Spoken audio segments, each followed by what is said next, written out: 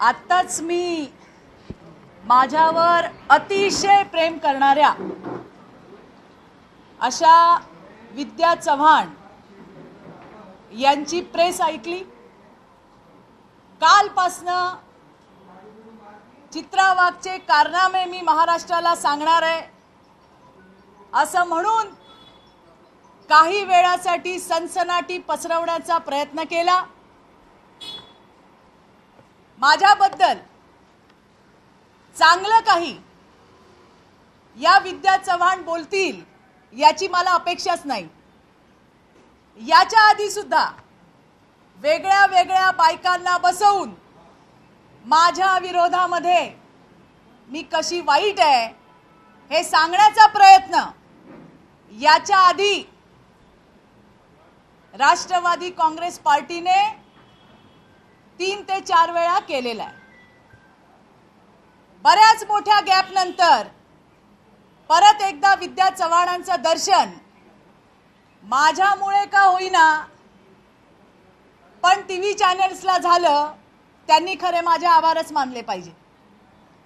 विषय ते जे काही म्हणाले त्याच्यातले महत्त्वाचे मुद्दे, पवार साहेबांना काय म्हटलं,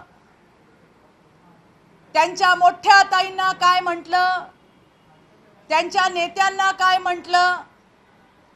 परवा मी ज्या एका वाहिनीवर बोलले की शरद पवारांबद्दल चित्रा वाघ असं काय बोलू शकतात, त्यामध्ये मी हे स्पष्ट म्हटलं होतं की ते बोलणं माझं नाही, ते बोलणं देवेंद्रजींचं नाही, ते बोलणं भारतीय जनता पार्टीचं सुद्धा नाही, ते बोलणं होतं सरकारी वकील असलेल्या प्रवीण चव्हाण यांचं। ते जे काही बोलले ते रेकॉर्डवर आहे, पण ताई सध्या हाऊसमध्ये नसल्यामुळे कदाचित त्यांनी ते ऐकलं नसेल की ते पेन ड्राइव्ह जे बोललेला संवाद आहे तो विधानसभेच्या पटलावरती आमचे नेते देवेंद्रजी यांनी त्या ठिकाणी मांडला होता। दुसरी गोष्ट, ज्या वेळेला आपण आपल्या नेत्यांबद्दल बोलतो, जसं त्यांनी सांगितलं चित्रा वाघला आम्ही मोठं केलं, मला मोठं करण्यामध्ये तुमचा हात आहे। तुम्ही हात दिला आणि मी डोळे झाकून चालत राहिले आणि तुम्ही मला अध्यक्ष केलं, या वादात मला पडायचं नाही। मला पक्षाने संधी दिली, मी काम केलं। 20 वर्षामध्ये आज बोलायला लागतंय विद्या चव्हाण तुमच्यामुळे, आणि त्याच्यामुळे कदाचित पवार साहेब आणि बारामतीच्या मोठ्या ताईलाही उजळणी होईल। या 20 वर्षामध्ये पायाचे कातडे सुद्धा काढून पक्षाला दिलेत। नाही म्हणावं त्यांनी, जी जी काही जबाबदारी दिली त्याचे परिणाम काय होतील याचा विचार न करता पक्षाने दिलेली जबाबदारी प्रामाणिकपणे निभवायचं काम चित्रा वाघने केलंय। चित्रा वाघ मध्ये काहीतरी क्वालिटी होती विद्या चव्हाण, म्हणून पक्षाने मला जबाबदारी दिली, आणि जी जबाबदारी दिली त्याचं मी 110% एफर्ट्स देऊन काम केलेलं आहे। आम्ही कधीही लाभाच्या पदाची अपेक्षा केली नाही। पक्षाने, भारतीय राष्ट्रवादी काँग्रेस पार्टीने 20 वर्षात चित्रा वाघला एकही लाभाचं पद दिलं असेल तर त्यांनी सांगावं। शेवटचं 1.5 वर्ष महिला आयोगाचं सदस्य पद मात्र मला पक्षाने नक्की दिलं। कुठलीही अपेक्षा न ठेवता पक्षासाठी काम करणारी कार्यकर्ता मी होते। माझ्या सोबत तुम्ही काय काय केलंय, अजून मूठ झाकलेली आहे, ती उघडायला लावू नका, नाहीतर पवार साहेबांना त्रास होईल। परत सांगते। दुसरी गोष्ट, तुम्ही म्हणता की आमच्या नेत्यांना कसं बोलतात। देवेंद्रजी आमचे नेते आहेत, या महाराष्ट्राचे उपमुख्यमंत्री आहेत, मोदीजी प्रधानमंत्री आहेत, त्यांच्याबद्दल बोलताना हा शहाणपणा कुठे जातो विद्या चव्हाण? त्यामुळे आम्हाला शिकवायच्या भानगडीत पडू नका। तुम्ही जे पेराल, जे बोवाल, तेच त्या ठिकाणी उगवून येणार आहे, हेही मला तुम्हाला सांगायचंय। राहता राहिली गोष्ट, जो पेन ड्राईव्हचा आवाज ऐकवला, खरं तर महाराष्ट्राच्या जनतेला मला सांगायचंय, पेन ड्राईव्हची वाट तर आम्ही अनिल देशमुखांची बघत होतो, ज्यांनी मोठ्या आवाजात भीमथाटी गर्जनेमध्ये पेन ड्राईव्ह दाखवला। जसा आपल्या फुसक्या ताईंनी कालचा फुसका पेन ड्राईव्ह दाखवला की आता बघा आम्ही कारनामे काढतो। मी केलं होतं चॅलेंज, आजही करते। असेल ना पुरावे, द्या। हे बघा, 3 तासात अनिल देशमुख तुमच्या सगळ्या ऑडिओ क्लिप व्हायरल करू, हा शब्द आहे आमचा। इथूनच सुरुवात झाली आणि म्हणून पेन ड्राईव्हची वाट बघत होतो। अनिल देशमुखांच्या समोर आली ही, काय हरकत नाही, ऐकवला आता ऐका तुम्ही पण। मार्च महिन्याच्या 2020 मध्ये एक डॉक्टर माझ्याकडे आले होते, जे आमचे फॅमिली फ्रेंड आहेत।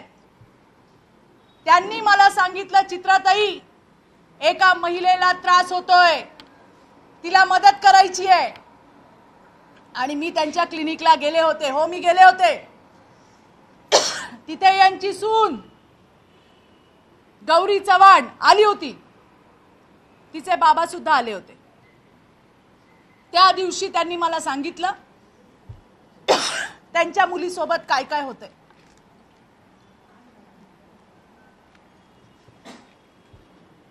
तिच्यावरती गलिच्छ आरोप, या आता होत्या ना पेन ड्राईव्ह वाल्या ताई, त्यांना मुलगा हवा होता, मुलगा। हिला पहिली मुलगी आहे, दुसरी मुलगी प्रीमॅच्युअर होती, तिची डेथ झाली आणि डॉक्टरने सांगितलं आता हिला मूल होऊ शकत नाही। हे मी नाही सांगितलंय, त्या गौरीनी सांगितलंय। आणि त्याच्यानंतर तिचा छळ चालू झाला। हे त्या माय म्हणजे तिच्या वडिलांनी आणि त्या पोरीनी मला रडत सांगितलं, कशा पद्धतीने शिवीगाळ होते, कशा पद्धतीने मारहाण होते। एवढंच नाही, या विद्वान बाईच्या धाकट्या मुलाने, वहिनी म्हणजे आई म्हणतो, अशा वहिनीवरती हात टाकला, तिचा विनयभंग केला। तिने हे घरी सांगितलं, ही सासूबाई हिने सांगितलं घरात या गोष्टी होतात, याची चर्चा करायची नाही। घराबाहेर काढलं। 2 दिवसांनी वडिलांना घेऊन गेली, वडिलांना मारहाण केली, सुनेला मारहाण केली। पोलीस स्टेशनला गेले, पोलिसांनी हाकलून दिलं, कारण गौरीची सासू कोणी साधी बाई नव्हती, ती शरद पवारांच्या राष्ट्रवादी काँग्रेस पार्टीची आमदार होती, महिलांची अध्यक्ष होती। त्याच्यानंतर ज्या वेळेला मेडिकल सर्टिफिकेट घेऊन गेले, FIR लिहित असताना ही विद्या चव्हाण, हिचा नवरा, हिचा मुलगा पोलीस स्टेशनला आले आणि धमकी दिली की जर हे थांबवलं नाहीस तर तुझ्या जीवाला, तुझ्या मुलीच्या जीवाला धोका आहे। अरे ही बाई जिनी आपल्या नातवाला, एका मुलीला तिच्या आईपासून तोडलं, ही मला शहाणपणा शिकवणार? आणि ती कोणाकडे नाही गेली, ती पवार साहेबांकडे सुद्धा गेली।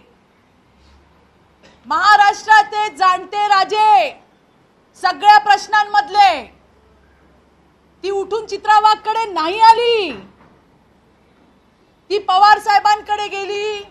तिने सांगितलं नो रिस्पॉन्स। मग ती प्रदेश अध्यक्ष जयंत पाटलाकडे गेली, नो रिस्पॉन्स। ते डॉक्टर तिच्या परिचयाचे होते, ते म्हणाले मी चित्राताईंना सांगतो, तू त्यांच्याशी बोल। पोरगी डॉक्टर आहे हो, पोरगी सुशिक्षित आहे, तिला मी चमचा देऊन बाळकडू पाजायची गरज नाही. इतकी ट्रॉमा मध्ये पोरगी होती, लाज वाटायला पाहिजे या बाईला. आज मला हे बोलायला लागलंय. ज्या अवस्थेमध्ये तिची सून माझ्याकडे आली, त्या पोरीचं ना बघवत नव्हतं तिच्याकडे. केलं तिला गाईड. मी तिला गाईड केलं. विद्या चव्हाण बोल आता काय करणार, कारण नाक दाबल्याशिवाय तोंड उघडत नाही हे मला माहिती आहे. तुझ्या मधल्या कला मला माहिती आहे. काय करू ताई, मी कुठे जाऊ, मी कुणाला सांगू. माझी पोरगी माझ्यापासून नेली तोडून. रडून रडून बेहाल झालेली एक डॉक्टर मुलगी माझ्या समोर बसली होती. आणि हा जर अपराध असेल ना विद्या चव्हाण, तर असे 1000 अपराध चित्रा वाघ करेल, 1000 अपराध करेल. आपल्या सुनेचे कसे धिंडवडे काढले. त्या पोरीनी मला रडून सांगितलं, मी महाराष्ट्राच्या समोर सांगते, हो मी तिला मदत केली. मी तिला सांगितलं, ताई मी काय करू. मी म्हंटल तुला बोलावं लागेल ताई, तुला जावं लागेल लोकांसमोर. तिचं म्हणणं होतं की तुम्ही माझ्यासोबत चला. मी म्हंटल तिला की मी जर आली तर तुझ्या घटनेला हे लोक वेगळं रूप देतील, तुला न्याय मिळणार नाही. आज मला आनंद आहे Vidya Chavan, I am very happy. का सांगू, कारण तू सगळ्या केस हरली आहे. आज ते लेकरू त्या आईच्या कुशीमध्ये आणि त्याच्यामध्ये खारीचा वाटा चित्रा वाघचा आहे, याचा मला अभिमान आहे. केलं तिला गाईड, मी सांगितलं तिला मी काय चुकलं, काय चुकलं.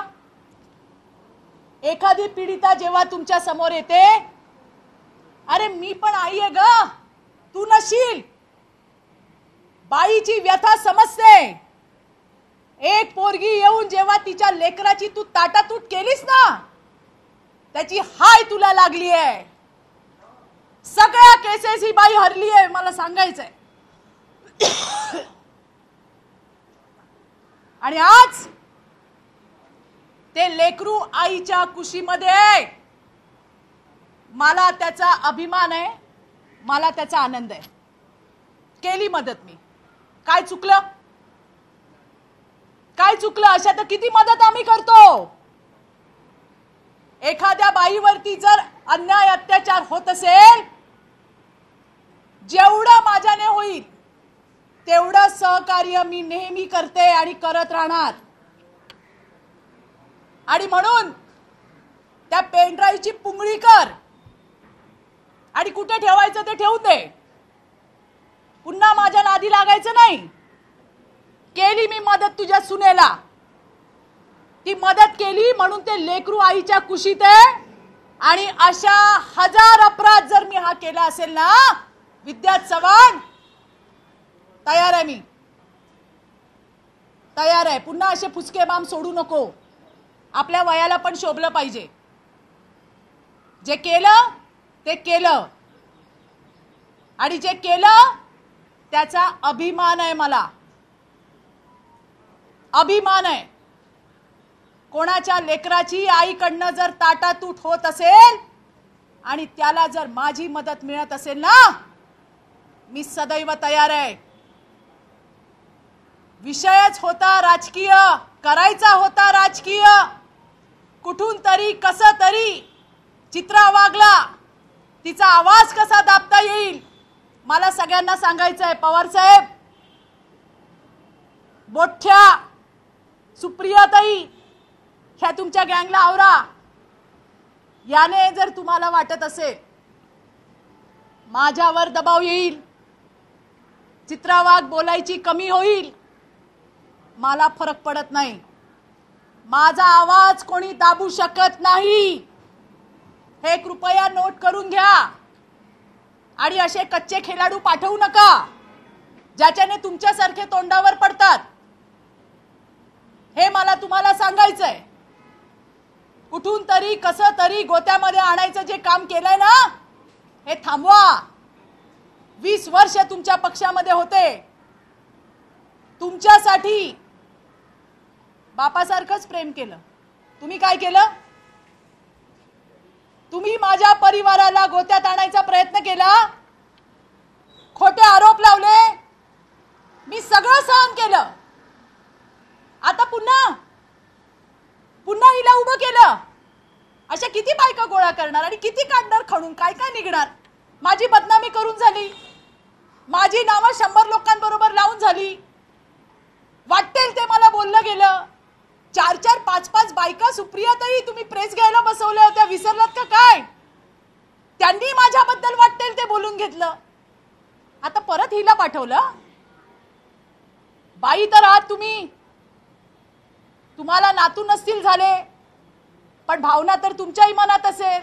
तुम्ही विचार करा, जर तुमच्याकडे ही गौरी चव्हाण आली असती, तुम्ही काय केलं असतं?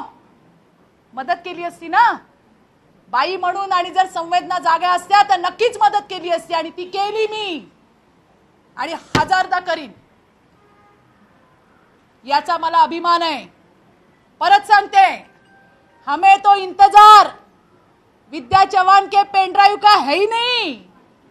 अहो आडत नाही तर पोरात येणार कुठून? हमें तो इंतजार है. जो दिखाया था पेन ड्राइव अनिल देशमुख ने, हम तो इंतजार कर रहे हैं. कहीं विद्या चव्हाण वो तो नहीं लेके आई, वो न आते हुए एक फुसका बॉम्ब लेके आई, जिसका जवाब मैंने आपको दिया है. पण आम्हाला अजूनही इंतजार आहे. अनिल देशमुखांनी त्यांचा पेन ड्राइव्ह जनतेच्या समोर आणावा. परत सांगते, 3 तासाच्या आत अनिल देशमुख, ओ विद्याताई तुम्हालाही सांगते, पवार साहेबांबरोबर, त्या सुप्रियाताईंबद्दल, या जयंत पाटलांबद्दल, आणि न जाणे कोणाकोणाबद्दल, कदाचित तुम्ही पण असाल त्यांच्या यादीत, जे जे बोलले ना, 3 तासात लोकांसमोर पब्लिश करू. हा, परत नादी लागायचं नाही. धन्यवाद. जय हिंद, जय महाराष्ट्र. थँक्यू. आणखीन एकच शेवटचं जाता जाता, मी जे काय तुम्हाला सांगितलं याच्यात तुम्हाला कुठलीही गोष्टीचा खोटेपणा आढळला, या विद्या चव्हाणच्या सुनेने सांगितलंय मला. कोर्टाची ऑर्डर आहे की हे घरातल्या या प्रकरणाबद्दल कुठे जाऊ शकत नाही, बोलू शकत नाही. पण बाईंनी कंटेम्प्ट ऑफ कोर्ट केलंय, ते त्यांचं बघून घेतील. पण तरी तुम्हाला जर सत्यता जाणून घ्यायची असेल तर मी तिच्या सुनेचा नंबर तुम्हाला देते. तुम्ही बोलून विचारून व्हेरीफाय करू शकता. एवढं मला इथं शेवटचं सांगायचंय. धन्यवाद.